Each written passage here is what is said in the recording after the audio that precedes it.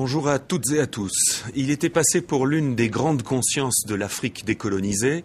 En l'espace d'une vingtaine d'années, le président zimbabwéen Robert Mugabe est devenu l'un des despotes les plus absurdes du continent, une sorte d'ubu-roi qui porterait à rire s'il ne maintenait sous sa férule 13 millions d'habitants, les affamant systématiquement, alors que le Zimbabwe est potentiellement l'un des pays les plus riches du continent africain. L'inflation y a atteint 100 000% en 2007, l'opposition y est muselée, le chômage touche 4/5 de la population et les résultats de l'élection présidentielle de samedi tombent encore aujourd'hui parcimonieusement, ce qui ne fait qu'emplir davantage de méfiance les tenants de l'opposition qui y voient une tentative supplémentaire du régime de Mugabe de truquer cette élection.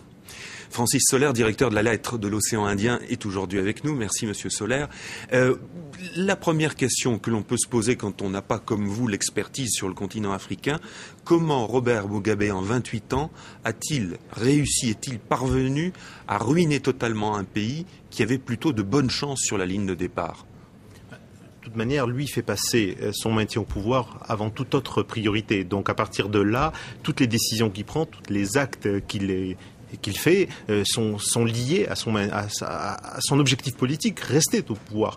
Et donc, si l'on revient un peu en arrière, on s'aperçoit que sa tendance autoritariste est assez précoce. Dès 85, la 5e brigade de son armée, alors formée par les Nord-Coréens, liquide des milliers d'opposants Ndébélé dans la région de Bulawayo. Ça, c'est un épisode que les Occidentaux ont occulté, oublié. Ça n'a pas empêché la reine d'Angleterre de lui serrer la main plusieurs années après et de le recevoir à Londres.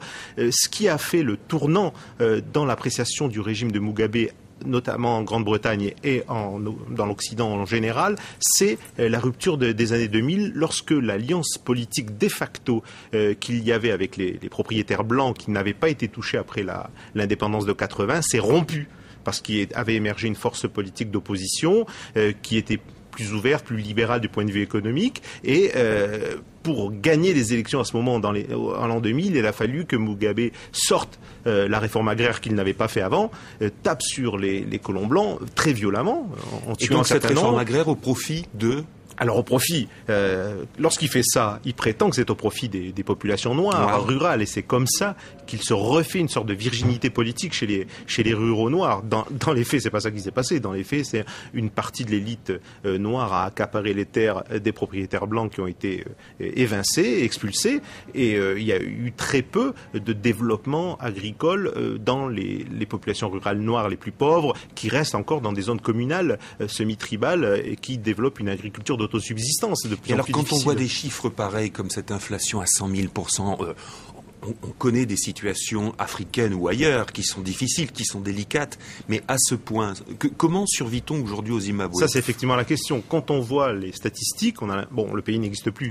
Il n'y a plus rien qui marche, il n'y a plus rien qui fonctionne. Et pourtant, il y a encore une réalité politique, économique et sociale. Les gens reculent dans leur niveau de vie systématiquement. C'est-à-dire, le matin, on mangeait une tranche de pain et un œuf pour le petit déjeuner, avec un peu de beurre, on a abandonné l'œuf. On ne mange plus que le pain. La viande une fois par mois, les transports c'est terminé, tout le monde marche à pied, etc., etc. Donc, mais il y a quand même des revenus, notamment miniers. Parce que c'est un pays minier, on l'oublie. Ça a été un pays qui fondait sa prospérité sur trois aspects: l'agriculture, le tabac et l'agriculture vivrière, les céréales, et le tourisme et les mines. C'est vrai que le tourisme en a pris un sacré coup à cause de la réputation politique et de l'insécurité sociale et politique dans ce pays. C'est vrai aussi que l'agriculture en a pris un sacré coup après l'expulsion d'un certain nombre de propriétaires blancs, encore qu'il existe encore une production notamment de tabac, de gens qui n'ont pas encore été touchés, et puis restent les mines. Et les mines sont actives. Il y a de nombreux investisseurs étrangers, notamment sud-africains, britanniques, qui sont présents dans ce secteur. Et il y a des royalties dont bénéficie le régime et des retombées économiques certaines qui lui permettent de tenir ça avec un peu d'aide chinoise ou internationale. Et puis avec de temps en temps le recours à l'aide internationale pour ce qui est de l'alimentation des populations. Alors pour ce qui est des pays qui entourent le Zimbabwe, on a justement avec cette communauté de développement d'Afrique australe, on a l'impression qu'il y a une forme de certaine complaisance vis-à-vis du régime de Mugabe, qui lui-même a toujours s'est toujours appuyé sur cette espèce de complexe colonial en disant si nous sommes dans l'embarras, nous au Zimbabwe, c'est bien la faute de l'ancienne puissance coloniale. Oui. Ça fonctionne toujours. Ça fonctionne toujours. Il y a deux éléments qui fonctionnent toujours dans la région. Le premier, c'est le passé. Donc c'est la communauté de lutte contre l'apartheid sud-africaine de l'époque et le fait que tous les pays de la région, enfin nombre de pays de la région, je pense à l'Angola, au Mozambique, à l'Afrique du Sud, sont dirigés par d'anciens mouvements de libération nationaux qui ont, peu ou prou, quelques décennies près, enfin quelques années près, mené une lutte similaire et se sont aidés les uns les autres. Donc ça garde, c'est un creuset qui reste encore vivace. Le deuxième élément, c'est la peur de la capacité de nuisance de Mugabe. Parce que Mugabe encore apparaît comme le seul dirigeant noir qui peut dire zut à l'Occident. Parce qu'il se fout des réactions internationales. Alors, est-ce qu'on peut avoir dans ce cadre-là une réaction, un scénario à la kenyane, comme on a connu il y a quelques mois ? Alors, c'est-à-dire où l'opposition déclare d'emblée sa victoire pour, d'une certaine manière, coincer le pouvoir. On prend la voie de ça. C'est-à-dire qu'on a l'impression qu'effectivement, sur la base des résultats urbains qui sont plutôt favorables à l'opposition se lance dans une opération expliquant qu'elle a gagné et qu'il y aura fraude. Le problème, la différence avec le Kenya, c'est que le Zimbabwe n'est pas sensible à la pression internationale. Le Kenya l'était.